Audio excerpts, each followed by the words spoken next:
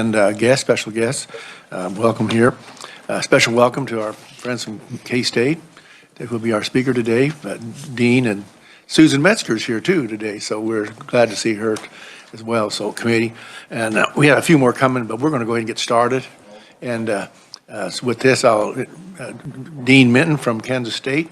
Welcome to the committee, Dean.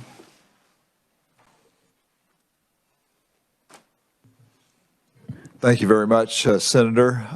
It's a pleasure to be here and look forward to sharing with you today. You have our annual report in front of you, and it's going to serve as the basis for the most part for the slides that I'm going to share with you. And so I've got quite a few, so I'm going to run through most of them fairly rapidly, make a point or two, and then I'm going to spend some time and let a few things sink in on some slides in particular. Once again, I'm Ernie Minton. I'm Dean of the College of Agriculture, but also have the title of Director of K-State Research and Extension. And it's in those roles that I come to this committee annually, disrupted maybe a little bit by the pandemic, but for the most part to report on the kinds of things we're doing, not just in the College of Agriculture, but across broadly across K-State Research and Extension. I'm going to use my laptop as a monitor, and Susan Metzger is going to help me out advancing the slides.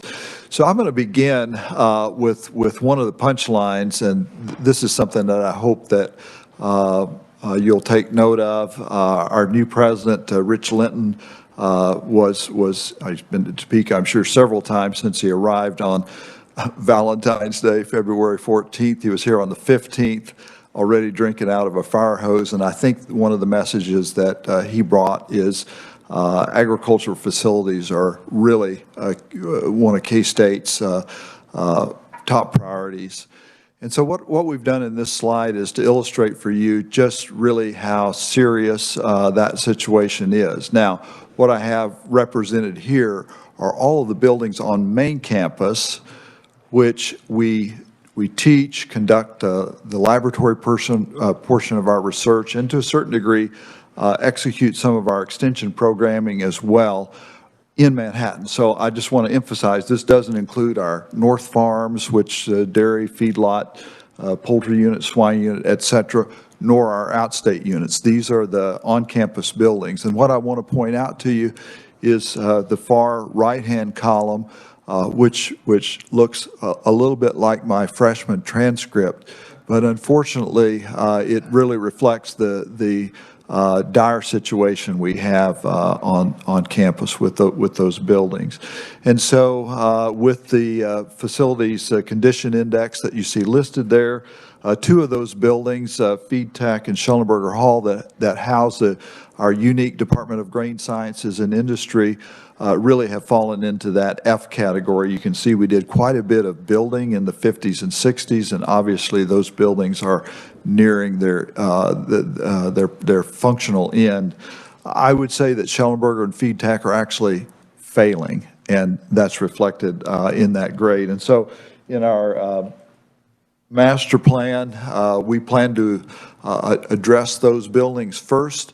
And this will be significant in that we will take, when Schellenberger Hall and Feed Tech no longer exist, we will have replaced a significant portion of space that houses about 50% of our College of Ag majors and probably a third or so of our research capacity. So the right out of the blocks, I'm telling you, we will, if we're fortunate to get some support and partnerships to get those facilities addressed, we hope sooner rather than later. In the next few slides, I'm going to focus now on the content of the booklet that you have, and right away we're going to kind of give you a snapshot of what our plans are going forward in four particular areas that we think we're going to be the focus of what we do over the coming decade. And those areas represent first, food and ag systems innovation, and if I were to capsulize that, the kinds of things that K-State does uniquely, particularly in the value-added food space. And so this one is one we think we can really innovate in, do unique things in. And what I've been telling faculty for a number of years is there are 49 other 1862 land-grant universities across the country. What is it that K-State does that can't be duplicated at other universities? And certainly we have some of those, and we think those will emerge in this food and ag systems innovation area. The next one is really becoming more and more mainstream. This is digital agriculture and advanced analytics. This is a focus on trying to apply the right inputs at the right time and the right amount. That's a way to say it generally. There are applications for digital agriculture and advanced analytics on the livestock side as well, but as you know, we have water in the state, which is really very, very precious, and advancing these areas is so important for us serving this extremely important industry to the state of Kansas, digital agriculture and advanced analytics. The next one, biosecurity and biodefense, I would say has a very obvious to you connection with our College of Veterinary Medicine with the arrival of NBAF and the existence of the Biosecurity Research Institute, providing our animal disease folks some very, very unique facilities. But the College of Agriculture will have a play as well in that we are uniquely positioned to offer support in the area of plant diseases in particular, and also vector-borne diseases, primarily through the interaction of the Agriculture Research Service with our unique Department of Entomology. And finally, this is an obvious one for K-State, K-State 105. This has an obvious connection to our Cooperative Extension Service, which puts us which gives us a presence in all 105 counties and distinguishes K-State, of course, from all of the other Regents institutions. We intend to leverage that presence, the knowledge of our local extension professionals in communities to help foster economic prosperity and partner with the state in terms of really trying to stimulate economic activity in communities in which that hasn't been happening to the degree we hope that it would going forward. So those are the four areas of sort of our strategic plan going forward over the next decade. Cutting across all of those, and this is something that's spoken about rather routinely, is that all of these practices have to be sustainable. And when I say that, sustainability has the obvious connotation that, in a sense, what you're doing today, you hope to be doing in some fashion in the future, and so that those activities are sustainable. Sustainability also means for businesses, which farms are, that it has to be profitable as well. So there's that intersection of opportunities to sustain practices and also sustain profitability for the agriculture sector in the state as well.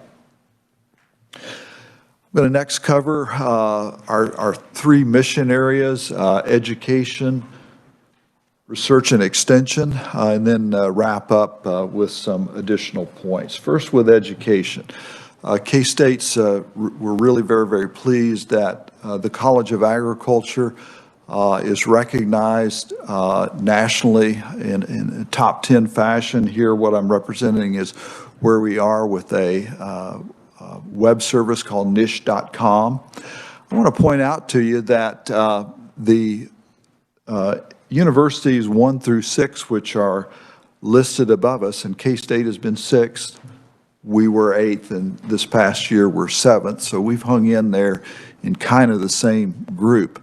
But you'll notice that they all come from states in which a very, very much larger population base, obviously a much larger tax base. larger alumni to pull from, and so on. And yet, K-State's College of Agriculture is really, we think, punching above our weight class in that regard with that number 7 ranking. And what I want to illustrate in the following slide are some characteristics that, as we've uncovered, what is it then that has pushed K-State to that number 7 ranking? And what you'll see there are really some factors on the left side of that slide, which are questions that have gone out to alumni, which really we think reflects the character of K-State. Professors put a lot of effort into teaching.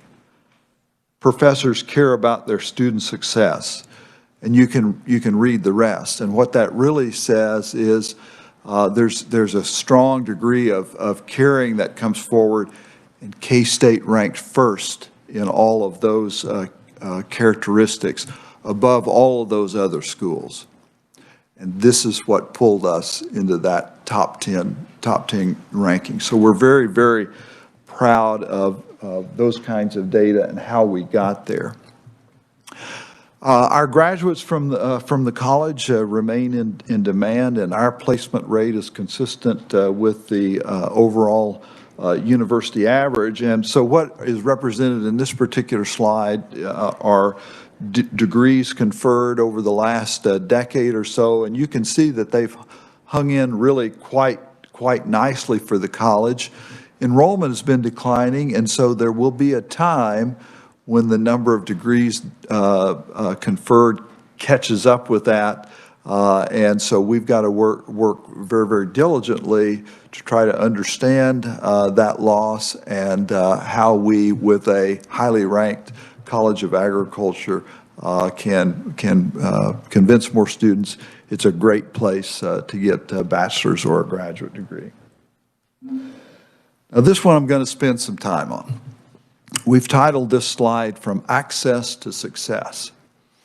And so what is illustrated there on the x-axis is the range of ACT scores from 15, which is a pretty low score, to 35, which I think is the highest score one can get on the ACT score. Now we have the systems with data systems with students graduating and self-reporting their outgoing salary for the first job they have obtained right out of K-State's College of Agriculture. So we scrubbed the data of personal identifiers and used a correlation analysis to provide this spread. And so what is on the y-axis is the salaries of those outgoing students. And what I want to illustrate for you is that K-State, first of all, College of Agriculture, but the university broadly, wide open.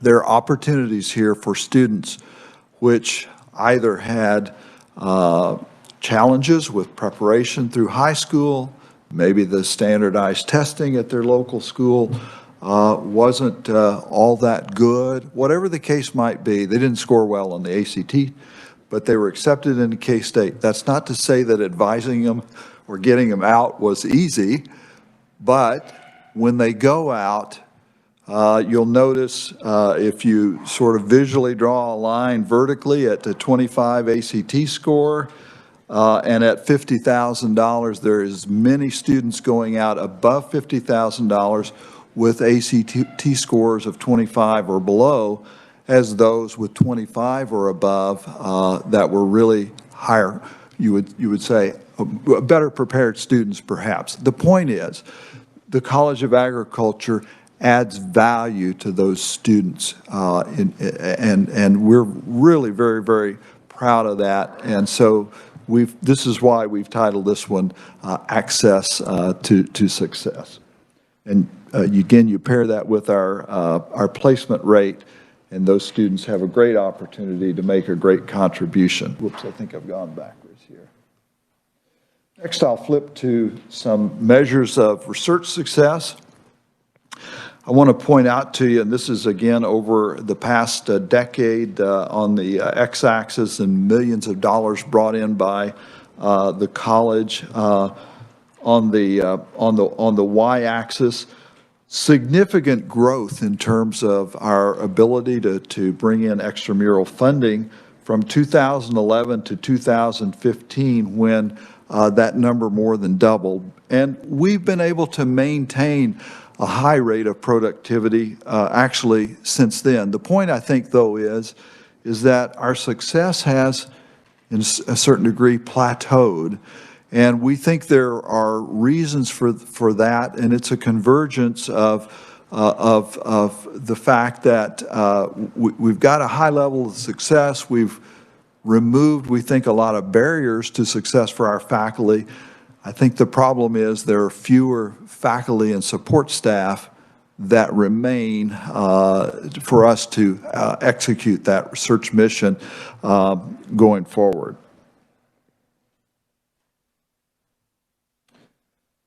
This is a figure that illustrates research expenditures for the university itself, which are represented in the purple bars, for our college, which are represented in the green bars, and then the brown line that's above all the bars represent the percentage of the college's research expenditures compared to the university total. Just a bit of an aside, research expenditures are sort of the currency that is used across all research universities nationally as a measure of the size and impact of the research function of individual universities. And so K-State participates in that as well. In general, the college is just under 50% of the university total. But again, our expenditures, while they grew from 2011 through 2015-16, they too have reached a plateau and haven't increased. The university, you'd say, over the last 3 or so years has also plateaued. Next to our extension function, and what I want to represent here for you is how our mode of engaging extension, those who receive our extension programmatically, have changed over the last year or so. This, of course, was driven by necessity through COVID, when we got quite adept at delivering programs via distance. And so what you notice there in the middle of that slide in the green bar is that indirect educational contacts, those that were done in a distance setting or virtually, really outpace direct educational contacts and those by volunteers. And I think this may be a mode of delivery that probably isn't going to go away. And the advantage, of course, is that we now can deliver some programming, not all of it, but some programming from Manhattan or wherever to distant reaches of the state. So there's some advantages to that indirect program. I think, though, you all will agree that delivering everything via Zoom connection is not ideal in all settings. So we'll continue to deliver programming with direct contact as well. Here we've got illustrated in this slide our direct educational contacts when they're sorted by those areas that we've called the grand challenges in the food and ag space, the health space, water, natural resources, 4-H through that we've termed developing tomorrow's leaders, and then community vitality. Leading the way there are our efforts in youth development, again, principally through our 4-H effort, followed by the global food systems contacts. This is just an administrative change that happened during COVID to help us gain some efficiencies in terms of how we administer, in particular, local units. We've now organized counties more or less in western, central, and eastern bands. And this has, again, led to greater efficiencies in terms of workload balance and organization of our local extension programming efforts. I want to highlight here one of our major efforts in terms of diversity, equity, inclusion. We have a summer research program that actually any student can apply to, but we've had tremendous amount of success really recruiting from the nation's 1890s land-grant university, historically black colleges and universities.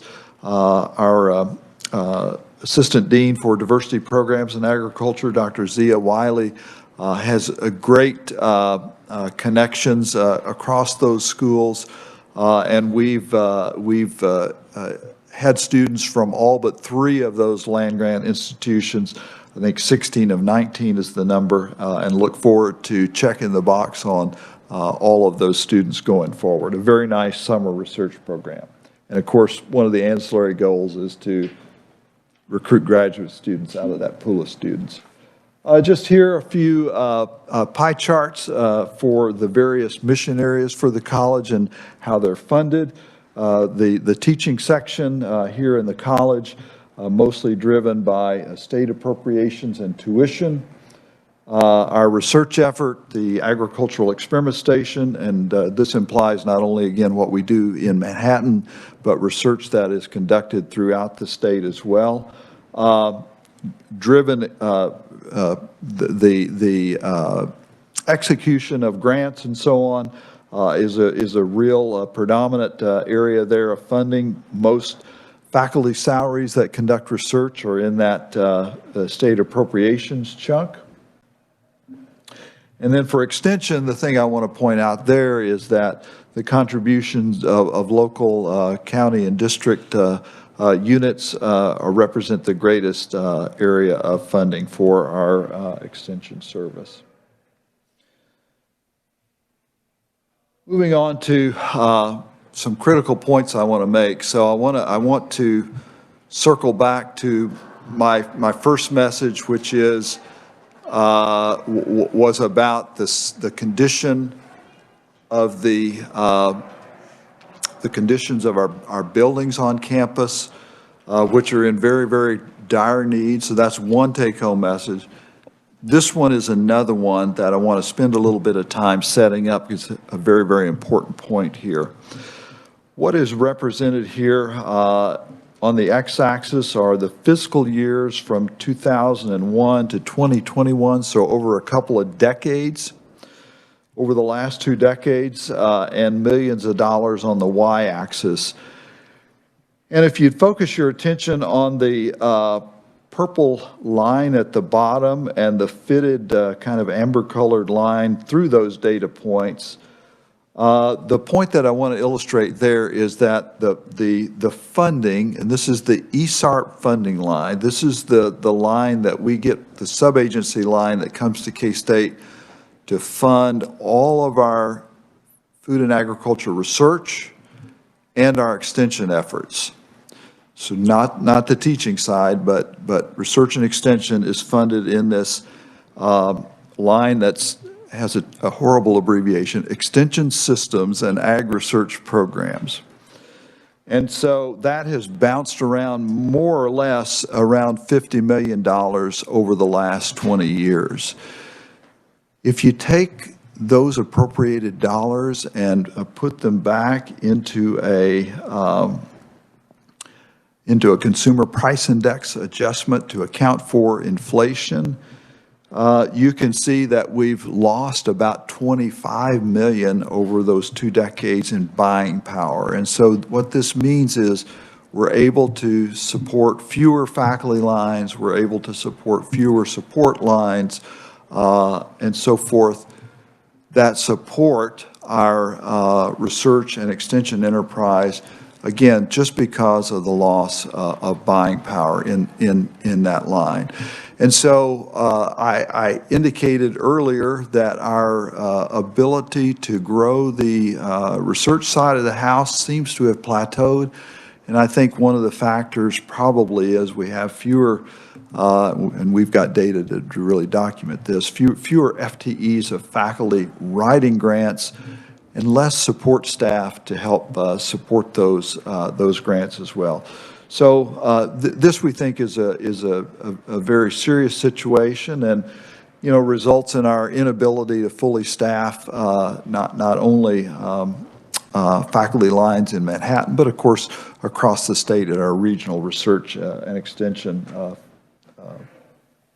locations as well. Swinging back in the next couple of slides to infrastructure, the NSF data pretty clearly show that our neighbors are investing in infrastructure. These are data indicating University of Missouri, Colorado State University, Nebraska, and Iowa State compared to K-State in terms of investments, state investments into infrastructure. And then the one that's left out of that slide is our friends to the south at Oklahoma State University investing in a $100 million project in the Ferguson agricultural building. And so we really need to focus on our ability to compete regionally, not only with students, but also in providing that kind of innovation and support that's required to fuel the agricultural enterprise in the state of Kansas. And so finally here, with a positive message, working together, we can revitalize and support the Kansas economy. And we think through our plan in the 4 areas of food and ag systems innovation, digital ag and advanced analytics, biosecurity, biodefense, and K-State 105, we can continue to provide the kind of programming that will help support those functions in the state of Kansas, and we're looking forward to doing that. So with that, that's my final slide. Thank you for your attention, and of course, I'm happy to either answer questions or get answers back to you that in case we run into a stump the dean here, which has happened before. So thank you. Very much, Dean. We appreciate your being here and your message you have. First thing I want to mention, shout out to Sue Peterson, who came in. We know her real well here, so welcome her. Glad to see her here. So getting off the start, I have a question. And we have a... No, you go first. Okay. We were talking about new buildings. I've gotten calls, started about 3 or 4 months ago, with the K-State Dairy Facility. I mean, they're actively pursuing for a new facility there.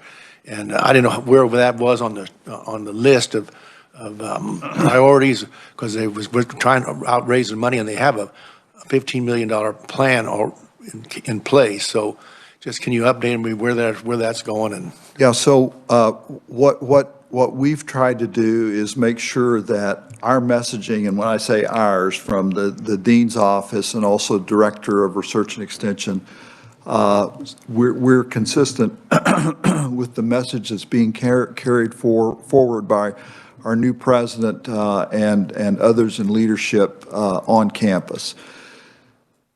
The point you're making, though, is a good one. We have deferred maintenance everywhere, including our dairy. The milking parlor is a 1976 version, way out of date. Yes, it needs help. Our beef cattle research unit needs assistance. But we have to start somewhere, and what we've put together is a plan to address on campus, and if we're fortunate enough and the funds are available to do other things in our North Campus animal units, we're certainly happy to do that as well. okay, thank you very much. Yep. Questions? Senator Reitman. Thank you, Mr. Chair, and thank you for coming today. I kind of want to follow up what the chairman said on buildings, you showed us a slide or the handout anyway on the different buildings, and they're quite out of date. I mean, they're not like they're last year. Is there a building fund for these things, or does it just kind of go from year to year, or is there a buildup? I mean, and then I didn't see anything about what they're talking about, how much it's going to cost or anything like that on this line. Yeah, so I think one of what you're referring to, there is an educational building fund that comes to K-State to help with annually with deferred maintenance, which gets some things done, but not nearly enough for the magnitude of the problem. So further to your subsequent question, within the college itself, we've got between 250 and upwards to maybe even 400 million in deferred maintenance, depending upon how broad you cast the net. And so we've phased our approach, and our first one is approximately $150 million investment to get those buildings addressed that will replace Schellenberger and Feed Tech, but also provide needed upgrades to Weber and Call Hall. I want to emphasize that's just to address the buildings with the letter grade F. So we'll start there, but the others with Ds will require more investment over a longer period of time. So I think the point is that there's really very, very solid data that suggests that the nation's land-grant universities are to varying degrees in this state of pretty alarming disrepair. And so if we can think through how we invest, and of course we have responsibility for Kansas State University as our land grant, how do we formulate a plan to take advantage of opportunities when there are greater revenues to think through a step-by-step replacement and renovation of some of those critical facilities. Some of those, like Throckmorton Hall is our newest one. It's a big, big building, and we're just not going to demolish that one. It needs to be renovated, and others across campus are in need of renovation as well. And as Senator Kirshen pointed out, that's just the on-campus buildings. We do have livestock facilities which have needs as well. Senator Dahl. Thank you, Mr. Chairman. When you were talking about student enrollment, you said that on the top 10, you have half the average of the other top 10. Oklahoma State? Oh, Oklahoma State has a much larger enrollment than we do. I think, in total, they're at least 30,000, but they may be actually closer to 40,000. Now that's the university. Their college enrollment is probably similar to ours. The point I was making is, I think Cornell's number one. That list that were above us from states with a much higher population base and larger enrollments generally than K-State has, and so K-State didn't rank in the top 7 in other categories which were used to generate those ranks.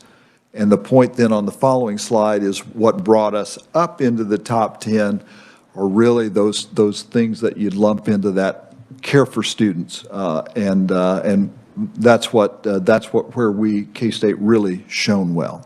Can I follow up? I was looking at the salary aspect. It kind of looked like teachers. You didn't have a lot that was making more than 50K coming out. Yeah, so those are students with bachelor's degrees that are going out, but there are plenty in the majors in grain science and in food science that are in the $70, $75, $80,000 category. And then, you know, we've got majors that go from those majors to ag ed, for example, which would be probably students that are headed to high schools as an ag teacher, for example. So we've got a range of salaries of outgoing students.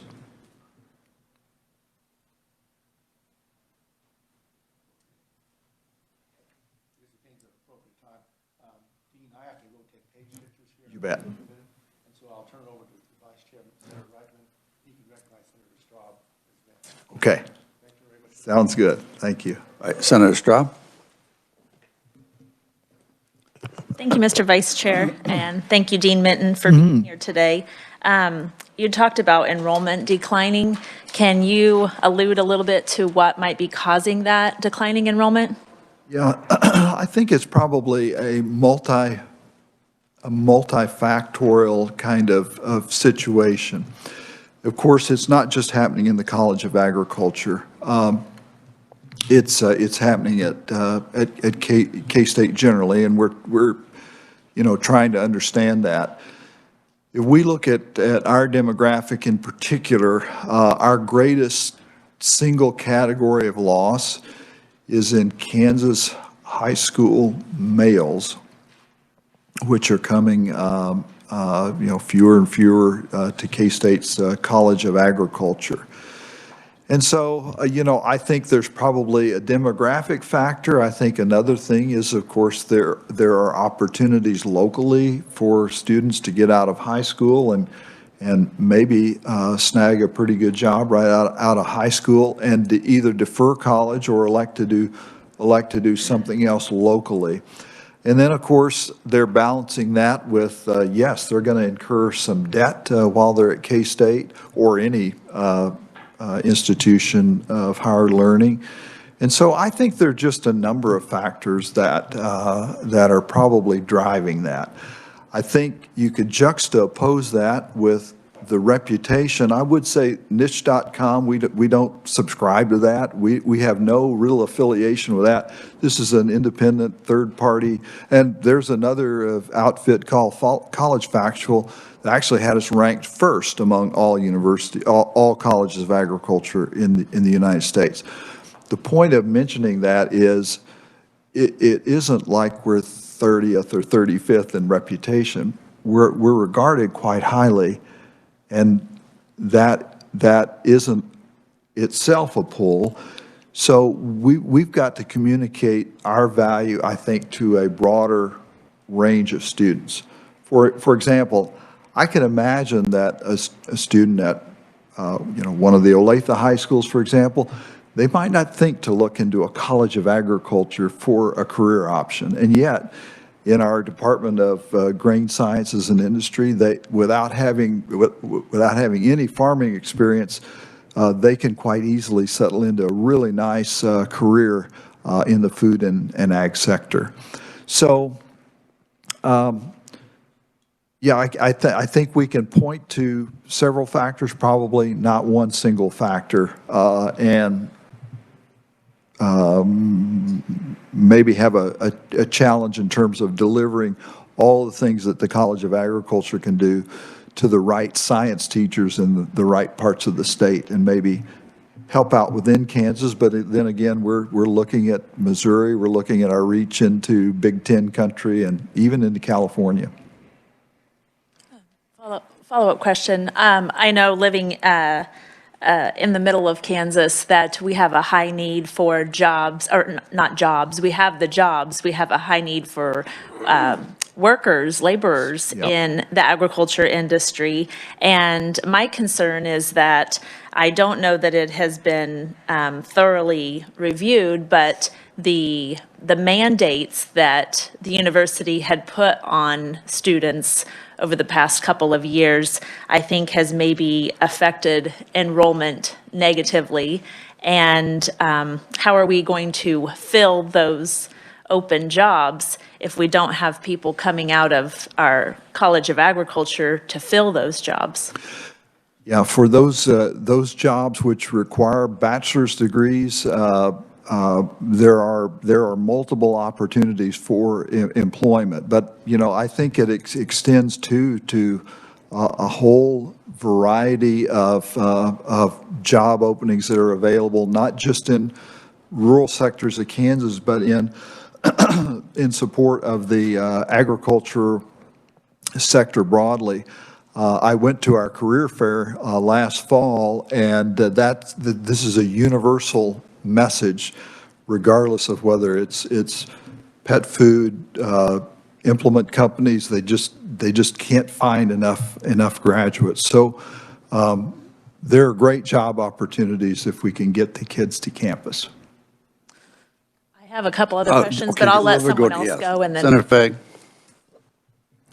Thank you, Mr. Chairman. Thank you, Dean, for your presentation. Yep. When I was looking on page 18, the College of Agriculture, you got 66%, which you talked about, that was state appropriations and tuition. Can you break that down? How much does the state pay and how much is tuitions? Well, so we actually we actually tried to discern that, and we're probably going to have to get back to you. My understanding from our budget office is that can vary by college, and so engineering might get a slightly different mix of tuition than the College of Agriculture does. I think we can provide you data, though, relative to, and we'll have to get back to you with those numbers. Tuition does outpace state appropriation, however, on the main campus. Follow-up? Question? Yeah, go ahead. Thank you, Mr. Chairman. How does that pie chart compare to other College of Agriculture? Let's say Oklahoma State. Have you guys ever done any research on that? Is how much of that pie the state pays compared to other colleges? I wouldn't have. I don't have those data actually, and so I won't be able to answer that. Thank you. Okay, for last time. Okay, one more. I think. This is under research. $100 million since 2014. How much funding has come from state taxpayer and how much has come from federal or private industry on an average? I know you're not going to have that number. When we look at that number, where's the real money come from? Well, so it would differ depending upon, so for the last fiscal year, I think the breakdown is represented there in the pie chart, but this is generally the way it goes. The state funds that we get in that ESARP sub-agency funds people. There is a little programmatic money that's used there generally, but it's mostly people. And so our people, whether it's research or extension individuals, have to seek funding to support programming to a certain degree by going out and seeking grants. And so our research faculty that are on campus have been really quite successful at seeking extramural funding, whether it's from the federal government, state agencies, commodity commissions, whatever the case might be. Thank you, Susan. So, I mean, that's a kind of high-level statement, but it would be generally true. So our state funds, the ESARP funds, fund faculty, staff, and so on, so fund people, and the programs come in from extramural sources, generally. Senator Schwab had a question. Thank you, Mr. Vice Chair. Under cooperative extension, in your little pie chart, it looks like about 35% comes from county and district appropriations, 31% from state appropriations, 24% from grants, contracts, other funds, excuse me, and just $5 million from federal appropriations. I know that Extension has seen a number of changes over the last couple of years, but specifically under the 4-H program, having children in 4-H and being a 4-H alum myself, I'm quite concerned about the program and the future of it with all the changes that I'm noticing, and specifically the Rock Springs Ranch, which I understand is owned by the 4-H Foundation, a separate nonprofit entity. But it's my understanding that Rock Springs Ranch is turning into a for-profit, year-round kind of camp-type facility. How are they going to maintain their nonprofit status as a 4-H camp if they're operating as a for-profit entity? Yeah, so Rock Springs Ranch is not K-State's, and so I'm afraid I'm not in a position to answer that question directly. We may be able to help gather some supporting information that you might be interested in, so we can do that. I'm just asking because I've been told that because K-State is the land-grant university, that they are the sole authority when it comes to 4-H and the use of the 4-H name, logo, likeness, the whole program. Is K-State the overall umbrella over that, or do you then defer to the 4-H Foundation to manage the 4-H program? So I think the 4-H Foundation has responsibility for overseeing the Rock Springs Ranch. We deliver 4-H programming in the state. And the two interact with one another, but really the management of the Rock Springs Ranch is not under K-State's purview directly. Okay. One more question about the camp-type process. I've also heard rumor that Discovery Days, which is held at Kansas State University, for people that are watching that may not know, it's also an educational, I believe, 3 to 4 day camp held on the campus at Kansas State University. I've heard that program may be eliminated in the near future. Can you tell us anything about that? I can't, and I'll have to say I have not heard that directly from Dr. Hadley, but we again can investigate that and provide that answer back to you as well. Okay, thank you. Speaking on the behalf of many youth, not just my own children, I know that Rock Springs Ranch and Discovery Days are two of the highlights of their year, so please do whatever you can to make sure that we're still providing those learning opportunities and leadership opportunities for our youth. We'll certainly do that. Thank you. Okay, well, thank you, Dean Ernst Minton, for your presentation today, and maybe the questions that Senator Schwab have, you can follow up you afterwards, or maybe get some research on that. With that, we're done. Thank you very much.